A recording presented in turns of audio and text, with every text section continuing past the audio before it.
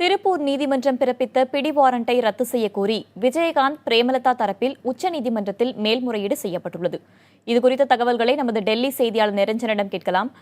நிரஞ்சன், பிடி வாரண்டை ரத்து செய்வதற்கு விஜயகாந்த் தரப்புல என்ன காரணங்கள்லாம் சொல்லப்பட்டிருக்கு?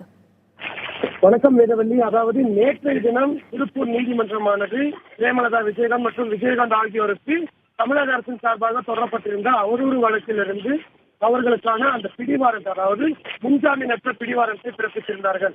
இதற்கு எதிராக இன்றைய தினம் உச்சநீதிமன்றத்தில் தேமுதிகவின் வழக்கறிஞராக இருக்கக்கூடிய மணி என்பவர் இந்த வழக்குகளை ஆரம்பத்திலிருந்தே விசாரித்து வரக்கூடிய உச்சநீதிமன்ற நீதிபதி தீபக் மிஸ்ரா தலைமையிலான அமர்வு முன்பு முக்கியமான கோரிக்கையை வைத்தார். என்னவென்றால், ஏற்கனவே 18/3/2016 அன்று உச்சநீதிமன்றம் இந்த வழக்கின் விசாரணைகளுக்கு இடைக்கால தடை விதிப்பதாக அறிவித்திருக்கின்றது. அப்படி உச்சநீதிமன்றத்தின் தீர்ப்பு இருக்கும் பொழுது, உத்தரவு இருக்கும் பொழுது எவ்வாறு கீழ் நீதிமன்றம் இந்த மாதிரியான ஒரு உத்தரவினை பிறப்பிக்க முடியும்? அதுவும் குறிப்பாக பிடிவாரண்டை எந்த வகையில் அவர்கள் பிறப்பிக்கலாம் என்ற ஒரு முக்கியமான விஷயத்தை வைத்து இந்த கோரிக்கை உடனடியாக ஏற்று உடனடியாக இதனை விசாரிக்கவும் வேண்டும் என்று ஒரு கோரிக்கை வைத்தார்.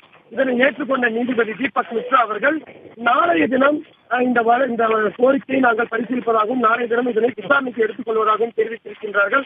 அதன் அடிப்படையில் நாளை காலை உடனடியாக இந்த கோரிக்கை மீதான விசாரணையானது உச்சநீதிமன்றத்தில் தொடங்கவிருக்கின்றது. வேதவல்லி.